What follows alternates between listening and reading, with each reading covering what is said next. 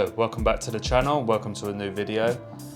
First things first, I need to apologise. This was meant to be a video on me documenting a photo shoot that I done last weekend in London.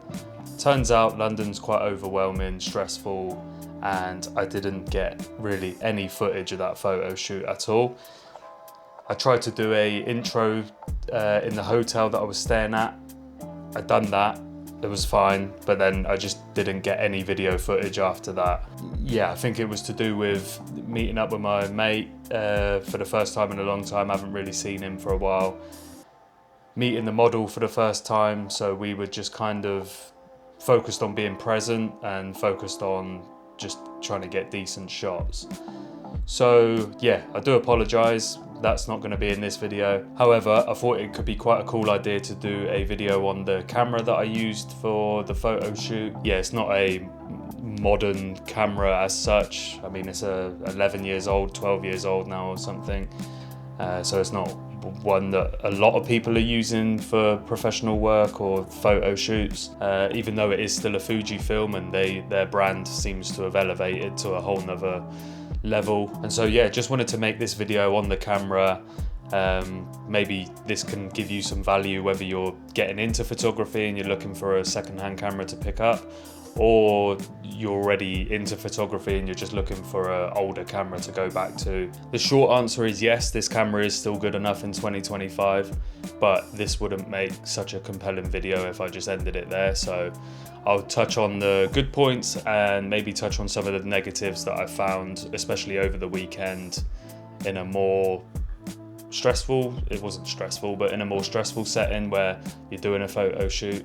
And there is a big difference between just going out and doing some street photography to doing a photo shoot. So there was a couple of annoyances with the camera that cropped up, but I'll touch on them later in the video. So the first thing I want to touch on is the sensor. It's a 16 megapixel X-Trans2 sensor. 16 megapixels may sound quite low in today's standards. However, with it being an APS-C sensor, so it still has a decent size sensor, I still think 16 megapixels is plenty. It's also the X-Trans2 sensor, so that's the second sensor that Fujifilm brought out. There seems to be some debates online comparing the X-Trans1 and the X-Trans2. Some people prefer the X-Trans1 sensor. I've owned the X100 and the X-E1, and to be honest, I prefer the X-T1 with the X-Trans2 sensor. I think it just produces slightly warmer images that look better straight out of the camera. So on the whole, 16 megapixels is definitely still good enough for today's standards. Even allows for a little bit of cropping. So on some of the photos that I took, I did crop in slightly on some of those.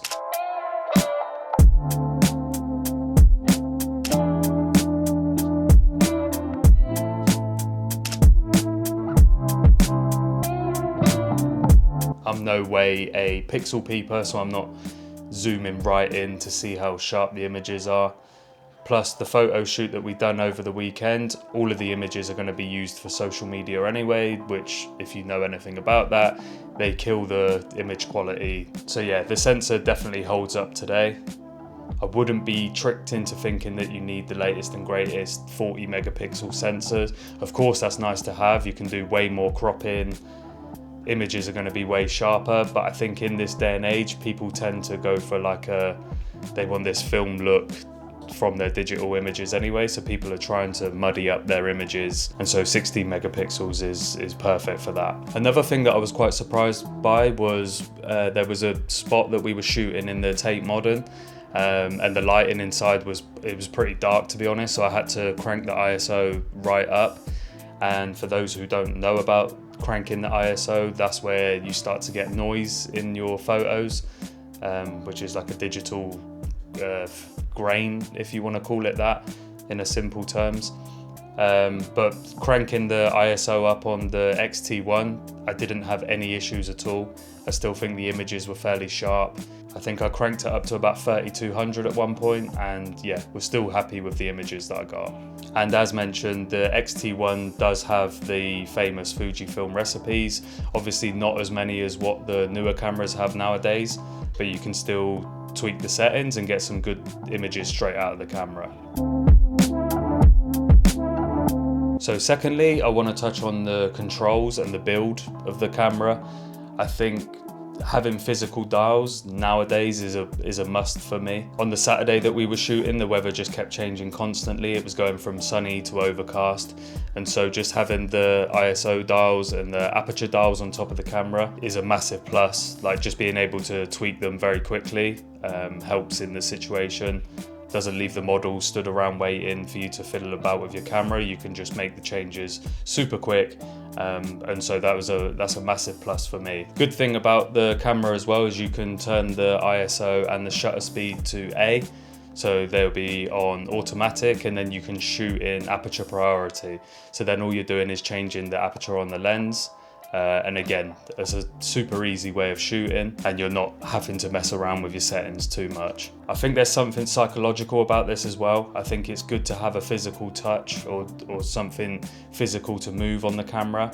I think nowadays we're so used to touch screens and used to our smartphones and stuff that I think the modern cameras that come equipped with all the touchscreen settings and being able to change the settings on a screen, I think for me personally, I just get bored of that too quickly. And Fujifilm are very much nowadays famous for their film-like cameras, film-like recipes and all that type of stuff. And using the X-T1 with the physical dials, it is reminiscent of a film camera, which I think makes the shooting experience way more enjoyable. Makes you want to pick up the camera as well, which is a massive thing. I think there's some psychological, I could be making it up, but I think there's some psychological connection there.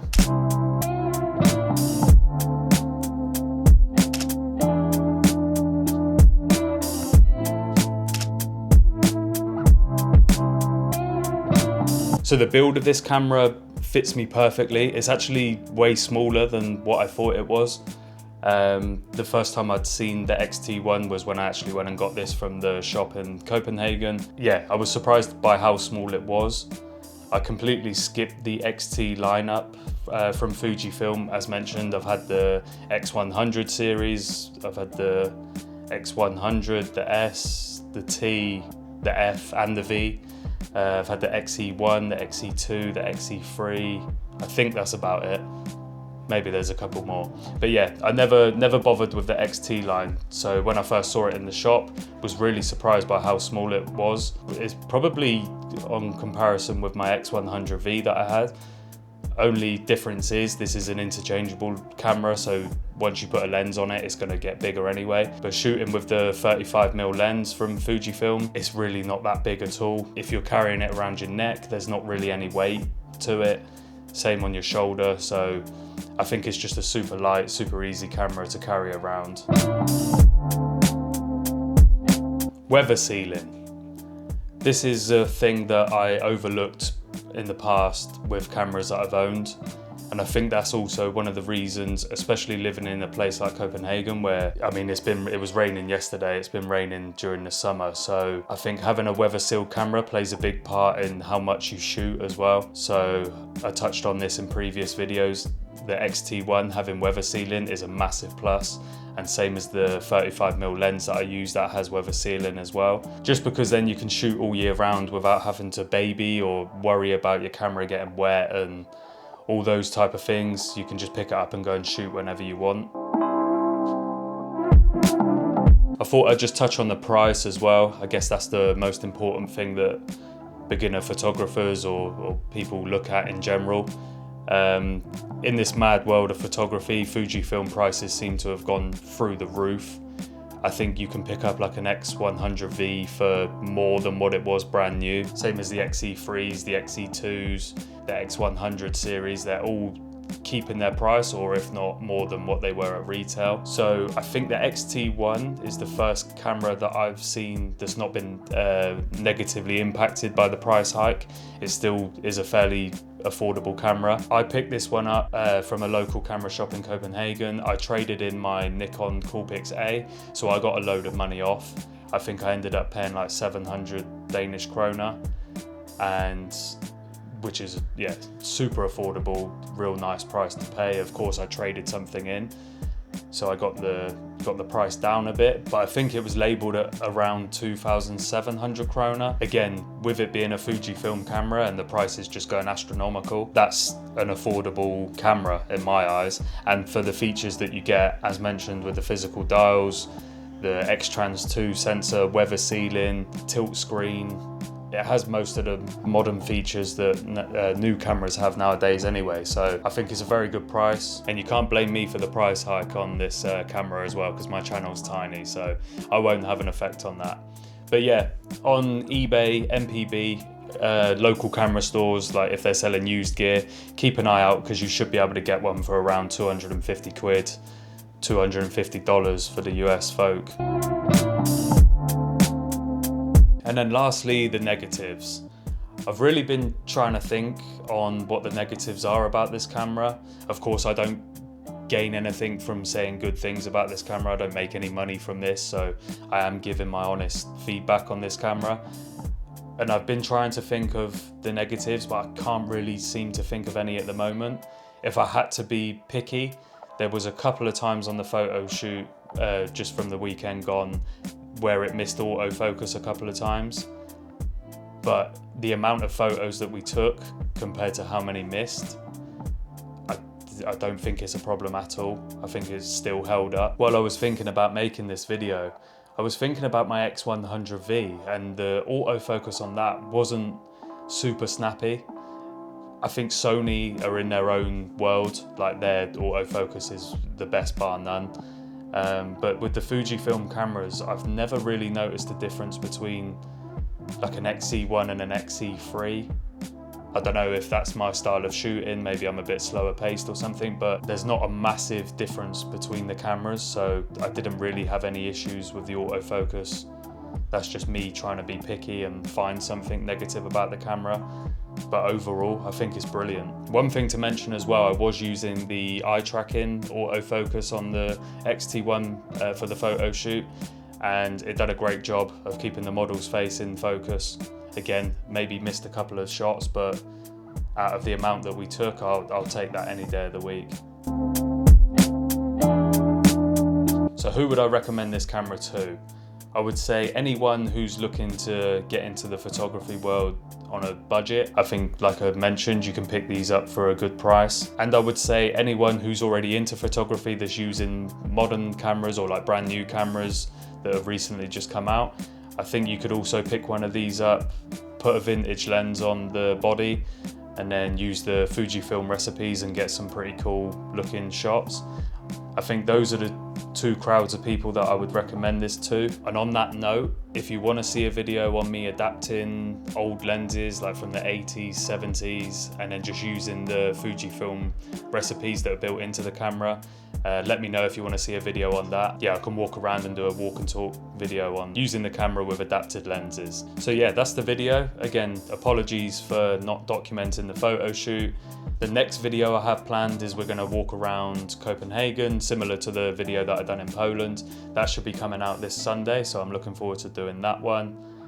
And yeah, please give this video a like, a comment, please subscribe to the channel. We've just ticked over the 500 mark now, so obviously the next goal is to get to 1,000. That would be amazing. So if you guys could help me get there, it would be super appreciated. And yeah, I'll see you in the next video.